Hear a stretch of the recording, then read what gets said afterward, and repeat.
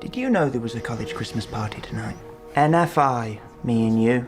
Not fucking invited. Hello and welcome to the somewhat daily movie review. Today's movie in question is Saltburn, starring the wonderful Barry Keoghan and Jacob Elordi, and directed by the equally wonderful Emerald Fennell. I am pretty much new to the Emerald Fennell movie experience. I haven't seen Promising Young Woman, I think it's called. It looks okay, but I don't think I'll be checking it out anytime soon. I have, though, recently seen Jacob Elordi in Priscilla, where he was great playing Elvis Presley, and to my knowledge, I have not seen Barry Keoghan anywhere else, but in this movie he was also excellent. I went into this movie knowing pretty much as little as possible. I went in knowing that there was some sort of gay romance or something to do with that field in the movie, but I didn't know the movie would go where it did. If you've seen the movie, you kind of know what I'm talking about. But this movie was great. I really wanted it to be great because visually the movie looked really interesting. Even with like something as simple as the framing of the movie, it caught my eye pretty quickly when I first saw the trailer in the theaters, and I'm very happy with how it turned out because movies like this need to be made. These kind of weird, I guess you can call it art house movies, need to be made with these great actors, and it's, this might be someone's first experience with a movie like this. Just to do a quick little plot synopsis, it follows Barry Keoghan's character, Oliver Quick, trying to get with Jacob Elordi's character, Felix.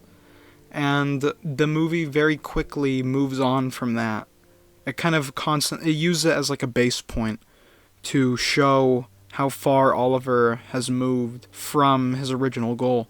And that's one thing I gotta credit the movie with already, is just seeing how much Barry Keoghan's character actually changes, especially compared to him at the start of the movie. By the middle of the movie, he's basically a completely different character. He goes from wearing glasses and wearing collared kind of business shirts to, at Saltburn Mansion where he ends up, he's just shirtless and swimming trunks walking around kind of thing. And it was really interesting to see the progression of his character as he gets more comfortable with Felix and as he kind of opens up a bit more. I really enjoyed seeing the characters in general in this movie change because he is far from the only character to change significantly during this movie. Another character that didn't actually really change, but I really did enjoy, was Jacob Elordi's character, Felix. He is a personable kind of upbeat British character, and I really enjoyed his on-screen chemistry with Barry Keoghan. And the way he interacts and the way he talks, you can tell he's from money. Jacob Elordi really delivers it well, that this Felix kid is a somewhat uppity, kind of tries to play it off character, and he portrays it really well. And in that same vein, Archie Madakwe, I think is how you say his name, plays Furley. He is also excellent in this movie. The characters in this movie, Rosamund Pike's character and Alison Oliver's character, they are excellent. This movie excels at character writing. They're very fascinating to just watch in the element, and the movie really delivers on this crazy story because these characters are so well written and so real feeling. I know it's kind of a basic compliment to give a movie saying the characters feel written like real people, but in this case I think it's pretty applicable because especially Farley, because he is amazing in this movie. You hate him pretty much the whole time. He's this equally rich, stuck up, doesn't act like he's not stuck up like Felix kind of tries to. And just seeing him kind of dunk on Oliver pretty much the whole movie was a very great, kind of interesting interaction that they had. And it was fun to watch. So I'm probably going to get into spoilers now, so spoiler warning. This is one of those movies where you definitely should watch before you hear how it ends, because I went into this movie expecting one thing and got a completely different thing. I really enjoyed it. You should definitely check it out. It's on Amazon Prime right now. Amazon Prime Video. Absolutely worth your time. If for anything, the beautiful cinematography and camera work, because this movie delivers on that, and the music too. I forgot to mention it earlier, but the music in this film is amazing.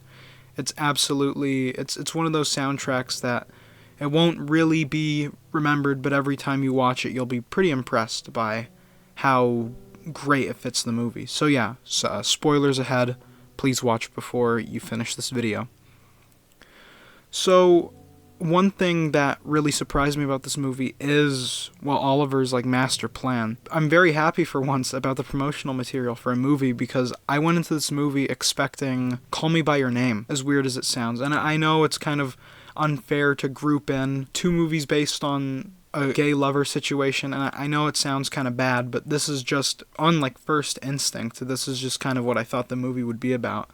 And the movie goes in a completely different direction that I really appreciated, and especially the kind of middle part of the movie where Oliver is just in the element, constantly fighting off all these intrusive people around him, Farley and Venita, I think was her name, and interacting with Elizabeth, Rosamund Pike's character.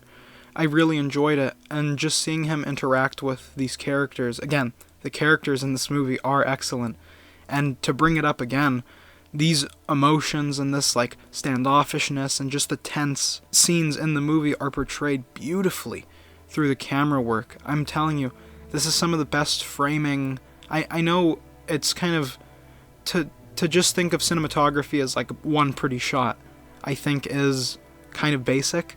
And to be fair, I think it's purposefully shot in a lot of close-ups because of the intensity of a lot of scenes. But I think sometimes it's a little too obscuring. I think they could have backed the camera up a little bit more in a couple scenes and it would have helped out with what they were trying to go for.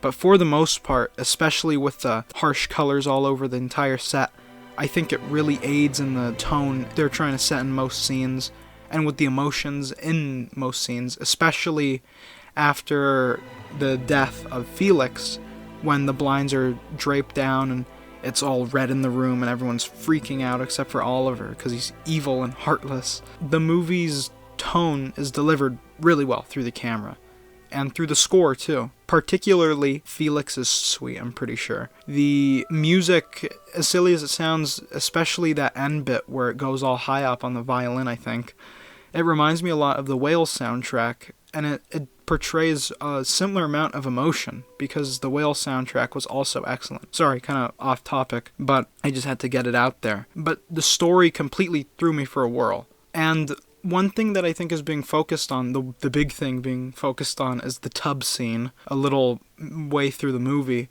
And it is gross, and there is another scene like that that's gross, and I think they kind of went overboard with what they were trying to do, which is gross out the viewer.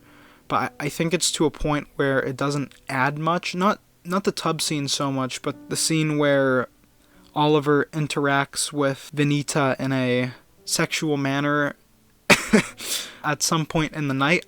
I think it's kind of, they went to a place with that scene where I think it's fine that they went to. I'm not like a mom. I'm not trying to get this off the screens kind of thing. But I think they took it a little too far and they kind of lost what they were going for.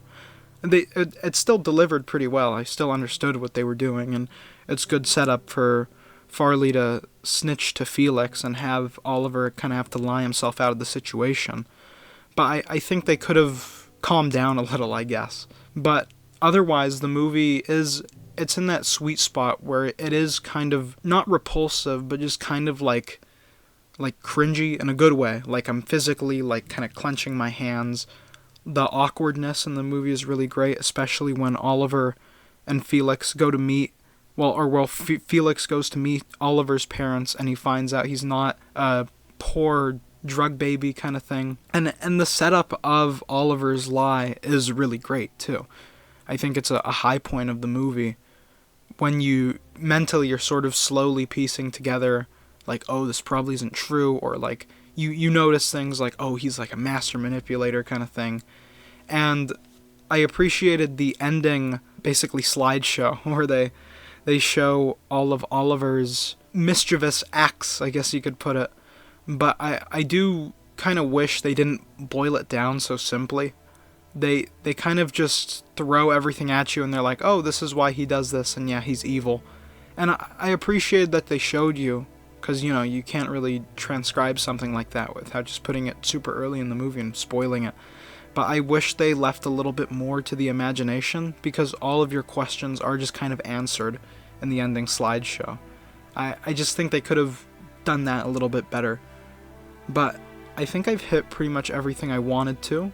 The score is great. The cinematography and the camera work in general is just unbelievably good. The acting from everyone is really great. The use of beautiful set locations is also great. The movie just looks really good. Like the color, everything, like visually, the color grading and the contrast with outfits and things like that, it all just looks great. And especially that party scene for Oliver near I guess you'd call it the end of the second act. Just the strobing colors and the harsh like neons and things like that. I think it fits the movie really well for this horrible tone they're kind of going for. But yeah, that should be it. I hope I'm not missing out on anything. This movie was great. I definitely recommend you go watch it. I keep doing this, but please tell me what I can change, how I can fix my videos. My audio might be off, but I got a new mic for Christmas. I'm just waiting on a pop filter for it. So, 2 videos from now, you'll be hearing a brand new me kind of thing. But yeah, let me know what I can fix, what I can improve on. But besides that, I will see you in the theaters.